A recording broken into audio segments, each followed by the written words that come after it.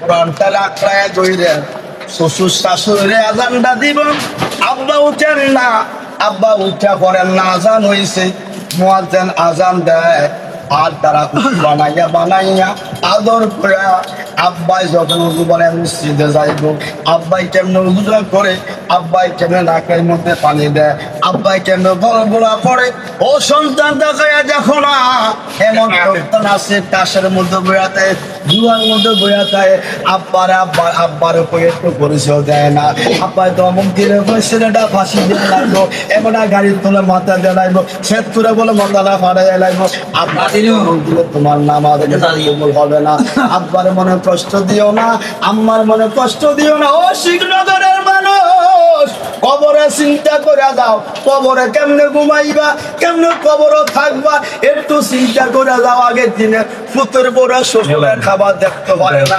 সাইডটা ডিমা বাজি করে আর তিনটা মাছ বাজি করে, শ্বশুরের ডিমও দেয় না, মাছও দেয়, ঝোলে দেয়, শ্বশুরের খাবার দেখা দেয়। ও শিখনগর আম্মা কঠিন কথা কয়া যায়, দাবাত করে রান্না করেন। আমি জানি শিখনগরের মানুষ আলেমে মায়া করে, মহব্বত করে। আমি একটা লোক লাভটা দিয়ে আল্লাহ কবুল করে দিও, মঞ্জুর করে দিও, বংশের কবর আজম মাফ করি আল্লাহ।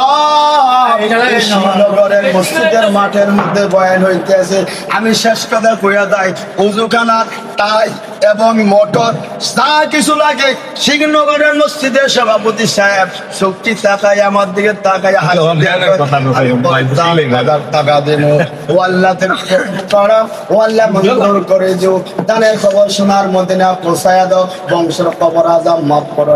শেষেরটা কথা কয়ে দেয়, সামদিনে দেবুদ্দর আপনি আইসেন, আপনি দেখবেন আপনি কুমিল্লা যাইবেন, কিন্তু ওই পাশে দিয়ে কুমিল্লা যাইবেন, গাড়ির মধ্যে উঠবেন, গাড়ির থেকে নামা যাইব, এমন একটা গাড়ি আম্মা শিখনগরের মসজিদের পালকিটা ঘরের সামনে হাজির হইবেন। পুত্রে ফোনটা করে কইছেন, আব্বা রে একটা খাদের ব্যবস্থা করে দাও। আব্বা ফোনটা করে কইছে পুত্রের কাছে 50,000 টাকা বিকাশে পাঠায়, এরপর দিন খাটটারে কিনা পাইতেছে, খাটটা থতলের সময় বাড়ায় পাইব না।